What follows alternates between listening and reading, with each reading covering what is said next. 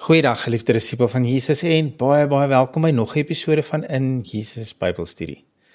Ons is in episode 7 van Omdat ek weet wie hy is. En ons het gister begin gesels oor God se liefde en meer spesifiek dat hy liefde is. En ek wil myself nie graag herhaal nie, maar ek dink sekere dinge is eenvoudig die tyd en moeite werd om te herhaal. God is liefde.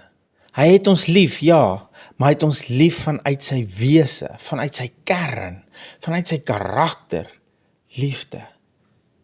Hy het ons nie lief omdat ons lieflik is nie. Hy is nie lief vir jou omdat jy oulik is en omdat jy alles reg doen nie. Dis wat Godsdiens jou graag wil leer. Doen hierdie stappe en verander daai en raak ontslaaf van hierdie, sodat God jou kan lief hê. Godsdiens bestaan uit rituele en roetines om te poog om 'n God wat eintlik niks van ons hou nie, tog te laat sien dat ek nie so bad is soos my buurman nie, en dat ek eintlik sy liefde en sy blessing verdien. Maar dis nie die evangelie nie. God is liefde, punt.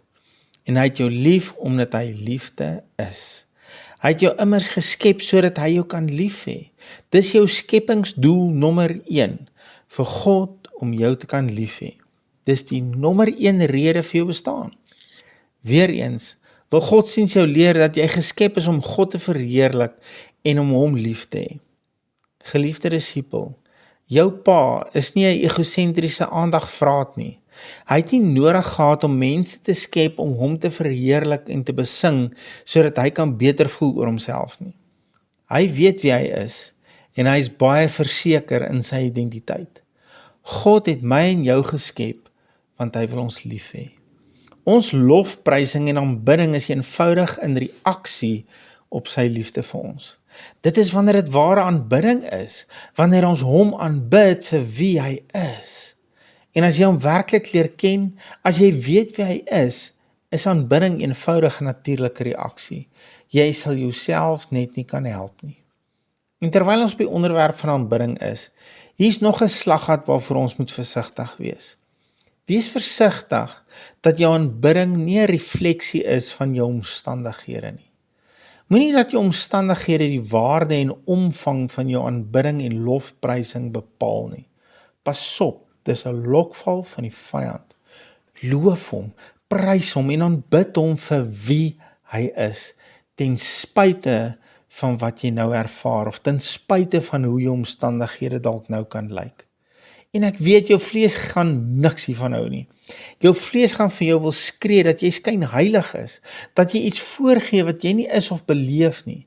Maar dis presies wanneer aanbidding eg is. Dis wanneer jy weet dat jy hom nie loof en prys vir wat hy vir jou gedoen het nie, maar vir wie hy is. En ek hoop jy hoor my hart, daar's absoluut niks daarmee verkeerd om hom te aanbid en te loof en te prys vir wat hy vir jou gedoen het nie. Absoluut niks nie, inteendeel, dit hoort so, ons moet hom loof en prys en aanbid vir wat hy gedoen het. Maar dit moenie al wees wanneer ons hom lof bring nie. As ek net voor hom dans wanneer hy my genees het, of een van my rekenings betaal het, is my aanbidding maar baie oppervlakkig. Want wat gaan gebeur wanneer ek nie ervaar wat ek van hom verwag of gevra het nie? Hou ek dan op om sy naam te besing? Hou ek dan op om lof aan hom te bring? Ek sê weer, dis wanneer dit moeilik is vir jou vlees om vir hom te sê, Abba, U is 'n goeie en 'n liefdevolle Pa. Terwyl alles om jou lyk of dit uitmekaar uit wil val, maar dis wanneer jy 'n keuse maak. Dis wanneer ons 'n besluit maak om hom in gees en in waarheid te aanbid, om hom te aanbid vir wie hy is. Dis wanneer ek en jy 'n besluit moet neem om hom te loof en te prys, nie vir wat ons nou sien en ervaar nie, maar totdat ons dit sien en ervaar. Totdat ons beleef dit wat ons weet wie hy is en wie hy graag vir ons wil wees. Dis wanneer jy jou arms in die lug gooi om hom lief te hê, nie vir sy geskenke nie, maar omdat hy jou eerste lief gehad het. Omdat hy jou lief gehad het toe jy 'n vyand van hom was. Omdat hy jou lief gehad het toe jy goddeloos was. Omdat hy sy liefde aan 'n vloekhout aan jou bewys het, toe jy 'n sondaar was, toe jy niks van hom wou weet nie, omdat hy oor jou dans wanneer hy aan jou dink, omdat hy goeie planne en drome vir jou het, omdat hy goed is, omdat hy heilig is, omdat hy regverdig is, omdat hy jou onvoorwaardelik en onbeskryflik baie lief het. As jy sukkel om hom te aanbid en om hom lief te hê, is dit nie omdat jou omstandighede negatief is nie. Dis eenvoudig omdat jy nie regtig weet wie hy is nie. Dis omdat jou kennis van hom onvoldoende is. En ek sê dit glad nie om jou op 'n guilttrip te stuur nie. Ek sê dit om jou te help om vry te kom. Die oplossing is eenvoudig: leer hom ken.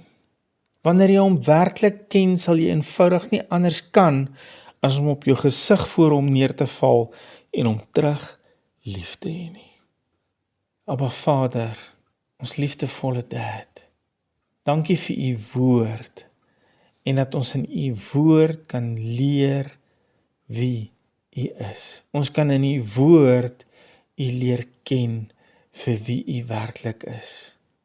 Help ons, Here, maak ons al die skille van ons oë af, dat ons in u woord u kan leer ken vir wie u werklik is.